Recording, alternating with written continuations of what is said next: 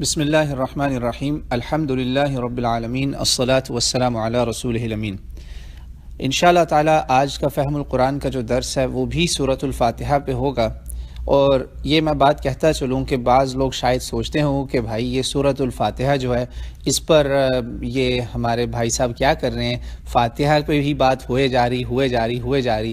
تو اگر آپ کو یاد ہو کہ میں نے فاتحہ پر ایک بات کہی تھی کہ جو چیز بہت ہی کوئی اعلیٰ ہو نا، بہت ہی خوبصورت ہو، تو عرب لوگ کیا کرتے تھے کہ وہ اس میں نام بہت دیتے تھے ان کو، تو بہت زیادہ کثرت سے ان کے نام رکھ دیے جاتے تھے۔ تو آپ دیکھیں کہ اس صورت کے اللہ تعالیٰ نے بھی نام رکھے، اللہ کے رسول نے بھی نام رکھے، صحابہ نے بھی نام رکھے۔ ذرا غور کیجئے آپ کہ اللہ نے بھی اس کے کئی نام رکھے ہوئے ہیں، فاتحۃ الکتاب، سبع من المثانی، ٹھیک۔ اللہ کے رسول نے اس کو کہا ام القرآن، اعظم السورہ فی القرآن، قرآن کی عظیم ترین صورت، حالانکہ کتنی چھوٹی ہے۔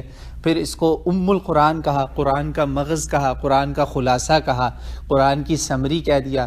پھر اس کو رقیہ کہا، رقیہ کے لیے استعمال ہوئی، صحابہ نے اس کو رقیہ بولا، شفا بولا، دعا بولا۔ تو کوئی تو بات ہے نا کہ اس پہ پھر بات لمبی ہونی چاہیے، بالکل جیسے وہ ایک فارسی کا محاورہ ہے کہ جو لذیذ حکایت ہوتی ہے نا وہ دراز بود ہو جاتی ہے، یعنی کہ وہ لمبی خود بخود ہو جاتی ہے۔ اور اسی لیے آپ دیکھیں کہ سورۃ الفاتحہ پہ علماء اسلام نے کتابیں لکھی ہیں۔ ایک کتاب جو میں اس وقت ریکمینڈ کروں گا فاتحہ کے اوپر، وہ مولانا ابوالکلام آزاد کی کتاب ہے، اس کا نام ہے ام الکتاب۔ انشاءاللہ تعالی ہم آپ کو اس کا PDF بھی بھیج دیں گے اردو میں، اور میری بلکہ ریکویسٹ ہوگی کہ لوگ وہ کتاب جو ہے نا اس کو خرید لیں، کسی مکتبہ سے ملے تو اپنی لائبریریز میں رکھیں، بچوں کو اس سے پڑھ کے سنائیں تاکہ گھر میں کتاب بھی ہو۔ کتاب سے جو ہاتھ میں پکڑ کے پڑھنے کا لطف اور مزہ ہے وہ آن لائن ورژنز میں کہاں ملتا ہے، لیکن پھر بھی چلیں اب فی الحال اس کو وہ ضرور لیں۔ 300 صفحے کی کتاب ہے، یہ ابوالکلام آزاد نے لکھی ہے ام الکتاب کے نام سے۔ اگر آپ اس کو گوگل کریں گے نا تو آپ لکھیں ام الکتاب یا سورہ فاتحہ ابوالکلام آزاد، تو آپ کو گوگل کرنے سے بھی اس کا انشاءاللہ مل جائے گا۔ islamicbookstore.com پہ اس کا انگلش ٹرانسلیشن، امیزون پہ بھی یہ مل رہا ہے، تو انشاءاللہ آپ اس کو ضرور لیں۔ تو اب آتے ہیں سورہ فاتحہ کے اوپر کہ اس کو جو اللہ کے رسول نے ام الکتاب کہا، قرآن کا خلاصہ کہہ دیا، مدر آف دا بک بولا، یہ کیوں ہے؟ اور نہ صرف یہ بلکہ آپ دیکھیں قرآن پاک میں وہی آیت جو رسول اللہ صلی اللہ علیہ وسلم نے حدیث میں بولی کہ ہی سبع المثانی والقرآن العظیم، یہی وہ سب 7 بار بار دہرائی جانے والی آیتیں ہیں، اور قرآن عظیم جیسے قرآن میں ذکر ہوا، یعنی ایک پلڑے میں فاتحہ کو رکھ دیا، ایک پلڑے میں قرآن شریف کو رکھ دیا، پورا قرآن، یعنی ایک طرف پورا قرآن، ایک طرف پوری فاتحہ۔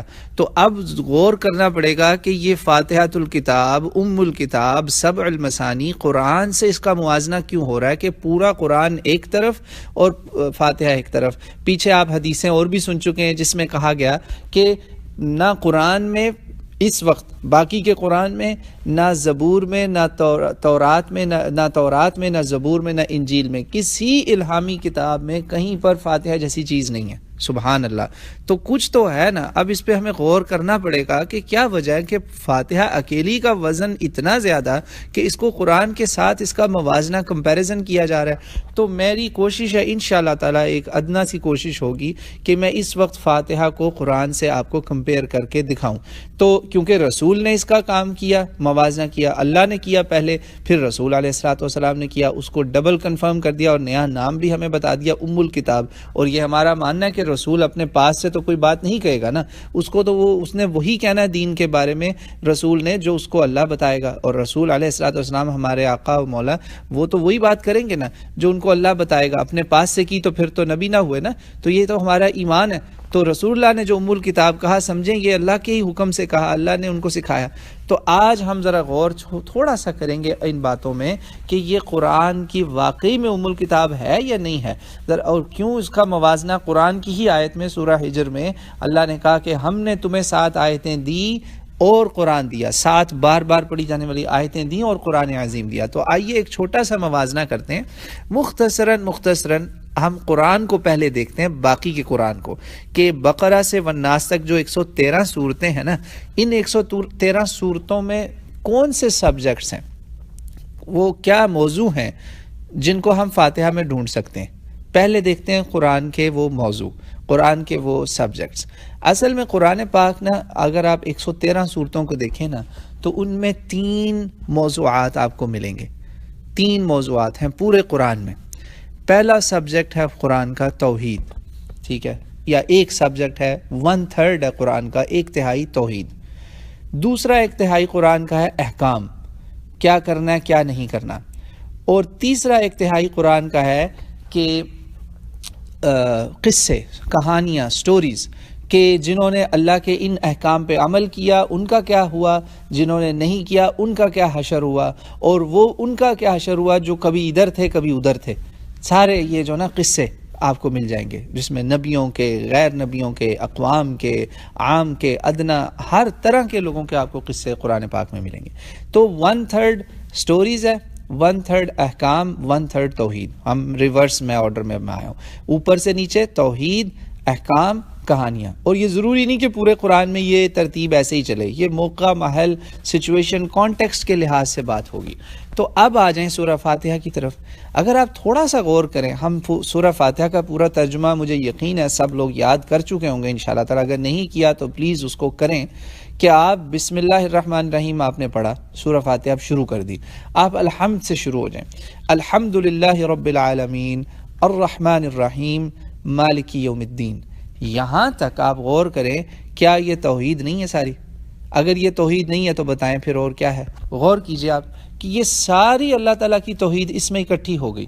اس کے اندر اللہ تعالیٰ کی توحید کی الوہیت، خدا کی الوہیت، وحدانیت، اس کا ایک ہونا، اس کی صفات کا ذکر، اور اس کی ربانیت کا ذکر، ربوبیت۔ یعنی توحید کے بھی آگے دیکھیں نا وہ ہیں درجے ہیں۔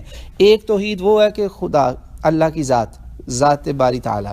دوسری اس کی توحید کے اندر ایک اور بات پائی جاتی کہ اس کی ذات کو جاننے کے لیے اس کی کچھ صفات ہمیں بتائی جاتی ہیں، آپ کو وہ بھی سورہ فاتحہ میں ملیں گی۔ پھر وہ توحید جس میں اللہ تعالیٰ کی مینجمنٹ ہے، یہ وہ توحید ہے، توحید کا وہ حصہ ہے اللہ کی ذات کو سمجھنے کے لیے کہ وہ دنیا میں بہت سارے لوگ اس وقت مانتے ہیں کہ کوئی خالق ہے، کوئی میکر ہے، کوئی ہے جس نے یہ جو ہے نا سارا یہ دنیا کا نظام، یہ کارخانہ سارا بنایا، مگر لوگ مینجمنٹ کو نہیں مانتے۔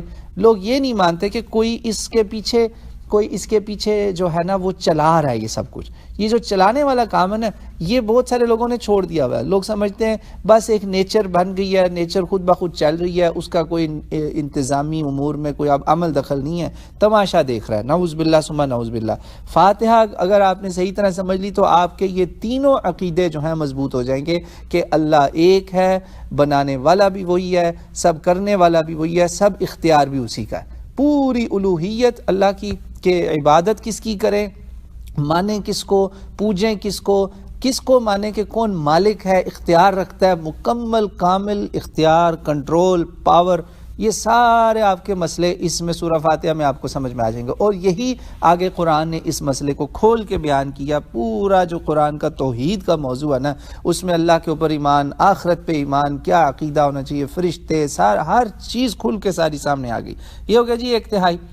اب دوسرا 1/3 میں نے جو پہلے کہا قرآن کا موضوع ہے احکام۔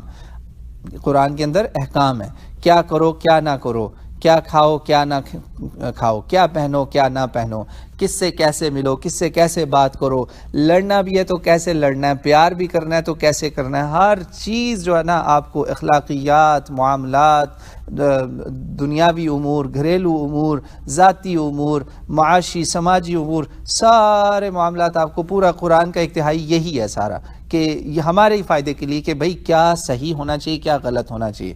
یہ 1/3 آپ کو سورہ فاتحہ میں کہاں ملتا ہے؟ آپ ذرا غور کریں، جب آپ نے اللہ تعالیٰ سے کہا نا اہدنا الصراط المستقیم، مالکی یوم الدین کے بعد جب آپ نے بات شروع کی نا، آپ نے کہا مجھے سیدھا راستہ دکھا، تو آپ نے وہاں پہ ذکر شروع کر دیا۔ اب آپ کس طرف اشارہ ہو رہا ہے؟ اشارہ یہی ہو رہا ہے کہ وہ صراط مستقیم جو ہے نا جس پہ میں چلنے کی بات کر رہا ہوں، وہ مجھے تو نے جو بتایا ہے، جو بتائے گا میں اس پہ چلوں گا، وہ احکام ہے سارے احکام اہدنا الصراط المستقیم میں سمٹ جائیں گے۔ ٹھیک ہے، آخری اب بات قصے۔ اب میرا خیال آپ کو سب کو سمجھ آ جانی چاہیے کہ جب آپ کہتے ہیں نا یا اللہ مجھے ان کے راستے پہ چلانا جن پہ تیرے انعام ہوا، جن پہ تیرا فضل ہوا، اور وہ ان کا راستہ نہ دکھانا، ان کے راستے پہ نہ مجھے چلنے دینا جن پر تیرا غضب ہوا، غصہ ہوا، ناراضگی ہوئی۔ تو آپ مجھے بتائیے کیا اس میں ساری وہ ان کے، یہ کون ہے؟ الذین انعمت علیہم الذین المغضوبین والضالین، یہ تین گروہ کون سے ہیں؟ کیا قرآن کے قصے یہ تینوں سے بھرے نہیں ہوئے؟ پورا قرآن آپ اٹھا کے دیکھ لیں، جگہ جگہ آپ کو یہی طرح کے قصے ملیں گے۔ یہ ہیں کامیاب لوگ، یہ ہیں ناکام لوگ۔ ناکام لوگوں میں وہ بھی ہیں جن پہ لعنتیں ہوئیں، وہ بھی ہیں جو بھٹک گئے، کسی اور نے ان کو بہکا دیا۔ یہ سارا قرآن کا موضوع ہے۔ آپ کو اپنی زندگی کے لیے نمونہ چاہیے نا۔ دیکھیں مجھے آپ کہہ دیں یہ کرو، ایسے کرو، ایسے کرو، میں کہوں یار کوئی پریکٹیکل بھی تو چاہیے بھائی، کوئی مثال دو، کوئی نمونہ دو، کوئی کیس دو، کوئی ثبوت دو۔